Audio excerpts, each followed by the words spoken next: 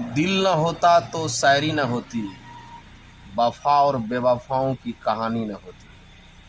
आइए सीखते हैं दिल के बारे में कि ये दिल कैसे काम करता है, ये हार्ट कैसे काम करता है। आज हम लोग इसी के बारे में जानते हैं। सबसे पहले हम एक नॉर्मल सा दिल का चित्र बनाते हैं। यह दिल जो है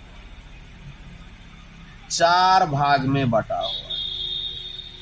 यह है हमारा दाहिना हाथ, तो मान लेते हैं ये दायां भाग। ये हो गया बायां भाग। दाहिने हिस्से में एक होता है अलिंद। अलिंद के नीचे 3 कपाट होता है जिसको कहते हैं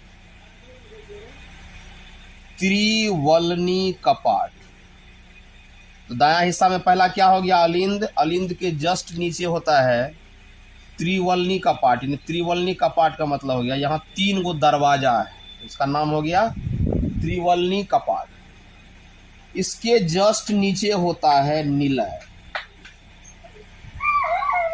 तो दायां भाग में जो शरीर का सबसे पहले खून आता है नस के जरिए, तो यहाँ इसको कह सकते हैं आप अशुद्ध रक्त। यानी दाहिने हिस्से से गंदा खून पहले हृदय में प्रवेश किया। किस हिस्से से? दाहिने हिस्से से शरीर का गंदा खून प्रवेश किया। कहाँ? दाहिने अलिंद में। अब आप कीजिएगा कि ये गंदा खून क्या होता है। तो जैसे कि कल कारखाना का धुआं, मोटरसाइकिल से आप जा रहे हैं, पीछे से कोई मोटरसाइकिल हुर्र हुर्र करके ढेरी एक्सीलेटर दे करके ढेरी धुआं छोड़ता है, कल कारखाने का धुआं, गंदगी, ओलझोल, ये जितना गंदगी वगैरह होता है, ये वायुमंडल में भी गंदगी मिल जाता है। ये सब गंदगी मिल करके किसी न किसी रूप में हमारे शरीर में प्रवेश करता है और हमारे खून को गंदा कर देता है। तो उसी को कहते हैं अशुद्ध रक्त। तो सबसे पहले खून कहाँ आया? दाहिने हिस्से से जो अशुद्ध खून था वो आया दाहिने अलिंद में। दाहिने अलिंद से वो खून कहाँ चला गया? त्रिवलनी कपाट के जरिए कहाँ चला गया? निलय में।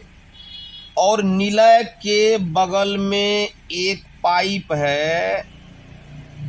इस पाइप से अभी तक ये गंदे खून है, ये गंदा खून धीरे धीरे आगे बढ़ रहा है। इसको कहते हैं पल्मोनरी धमनी। ये गंदा खून जो है धीरे धीरे अलिंद से नीचे त्रिवलनी कपाट में, उसके बाद निलय में, और निलय से धीरे धीरे नीचे जा रहा है। जिस नली के जरिए ये आगे बढ़ रहा है उसको कहते हैं पल्मोनरी धमनी। अभी तक ये गंदा खून ही है। धीरे धीरे ये जाने के बाद आगे बढ़ता है, तो ये गंदा खून कहाँ चलाता है? यहाँ ये चलाता है फेफड़ा के पास। इसको आप फेफड़ा, चूंकि ये गंदा खून है जो दाएं साइड से शुरू हुआ अलिंद में होते हुए त्रिवलनी कपाट से निलय में, और निलय से जो है पल्मोनरी धमनी के जरिए आगे बढ़ा, तो कहाँ चला गया? फेफड़ा में। अब फेफड़ा इसको कहता रुको रुको रुको भैया, रुको रुको, तुम तो सब गंदगी उंदगी ओल झोल गंदा खून लेकर आ गया, रुको रुको रुको। फेफड़ा रोकता है और इस गंदे खून को ये साफ करता है। साफ करने का मतलब इस गंदे खून में जो कार्बन डाइऑक्साइड होती है, उस कार्बन डाइऑक्साइड को यहाँ फिल्टर करके साफ करता है। आजकल इंस्टाग्राम पे देखते हैं ना, मुंह है कड़िया, फिल्टर लगा के गोरका है ना, गोरका है तो हो गया कैसो करके, चमला हो गया, अलग अलग तरह का रंग सब देखते हैं फिल्टर लगा के, पूरा भुभुक्का गोर। तो ये फेफड़ा क्या करता है? यहाँ कहता रुको बाबू, तुम सब गंदा खून तुमको हम ठीक करते हैं। तो ये गंदा खून को ये फेफड़ा क्या करता है? साफ करता है। और साफ करने के बाद तब जाके इस खून को आगे बढ़ाता है। अब ये हो गया शुद्ध खून। और ये जो आगे बढ़ता है जिस सिरा के जरिए, उसको कहते हैं पल्मोनरी सिरा। अब इस सिरा के जरिए ये खून धीरे धीरे आ गया कहाँ? ये खून आ गया आपको बाएं अलिंद में। इधर गंदा खून था तो क्या नाम दिया, शुद्ध रक्त। लेकिन अब ये तो फेफड़ा में साफ होकर इधर आ गया, इसको कहेंगे शुद्ध रक्त। अब ये शुद्ध रक्त कहाँ चला गया, अलिंद में।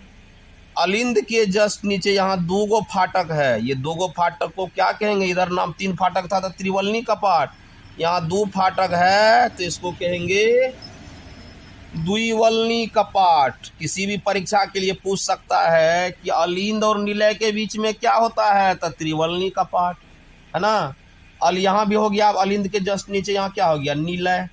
इधर भी क्वेश्चन आ सकता है, बाएं भाग में अलिंद और निलय के बीच में क्या होता है, तो द्विवलनी कपाट। इसमें बहुत सारे जनरल नॉलेज, आप धीरे धीरे आगे बढ़ेंगे तो फिर देखते चले जाइएगा। अब शुद्ध रक्त कहाँ गया, अलिंद में, अलिंद से चला गया निलय में, और निलय से जो है यह 120 के स्पीड से यहाँ से पंच कर, जैसे गुब्बारा में फुकना में पानी भर लीजिए, उसको दाबिएगा तो कितना जोर से पानी निकलता है। तो यहाँ से ये चल गया कहाँ, आगे बढ़ के ये चल गया यहाँ पर 120 के स्पीड में चला आया धमनी में, और फिर धमनी से क्या हो गया, शरीर के अलग अलग अंग में चला गया। तो दाएं भाग से जो ब्लड का जो सर्कुलेशन होता है, ब्लड जो चलता है गंदा रक्त, ये होता है 80 के स्पीड में। और इधर जो शुद्ध रक्त जो है, जो आपको बताया कि नीलय में पंच करता है, गुब्बारा में जैसे पानी भरा हुआ है, कुछ भरा हुआ, जोर से दाबिएगा तो फट जाएगा, सब पानी इधर उधर बिखर जाएगा। तो यहाँ चलता है 120 के स्पीड से। एगो का स्पीड दाएं साइड का स्पीड 80, एगो का स्पीड कितना हो गया, 120। तो इसी 120 और 80 यानी कि 120/80 जो डॉक्टर सब जो ब्लड प्रेशर जांच करता है, यहाँ लगा के ऐसे हवा जो भरता रहता है, तो 120/80 उसी को कहते हैं ब्लड प्रेशर। अब जिस बाबू साहब का 120/80 से ज़्यादा हो गया, मान लीजिए 140 है या 80 बन गया है 90, तो समझ जाइए बाबू साहब को धर लिया ब्लड प्रेशर का बीमारी, है ना। हम लोग गांव घर में ब्लड प्रेशर ने ब्लड प्रेशर बोलते, ठीक है। धर लिया इसको। जिस बाबू साहब को 120 से कम और 80 से कम, जैसे 120 की जगह 110, 80 की जगह हो गया 60, तो 100/60 पकड़ लिया तो समझो उसको धर लिया है लो ब्लड प्रेशर, है ना। अब उसको ढेर तरह का बीमारी फक फक फक फक करेगा, खून का कमी, कहीं जो है टिंगने का खतरा, इसका भी दोनों का 120/80 से ऊपर का है, 120/80 से नीचा लो, दोनों में खतरा है। इसी को कहते हैं ब्लड प्रेशर। यानी शरीर में जो खून का जो चक्कर है, उसका चक्कर क्या है, जैसे मेरा हाथ को देखिए आप, इस तरह से खून चलता रहता है। एक बार आया, एक बार दावा बाहर गया, फिर आया दावा बाहर गया, फिर आया दावा बाहर गया, इस तरह से up down up down up down होते रहता है। इसीलिए किसी का छाती में कान लगा सुनिएगा दुख दुख दुख दुख दुख बोलते रहता है ना। ये था आपका हृदय का, फिर किसी दिन कोई और चीज़, ठीक है। Thanks lot for watching. 2 भाग में से आपको जोड़ लेवा कने अगले रे व्याकरण, व्याकरण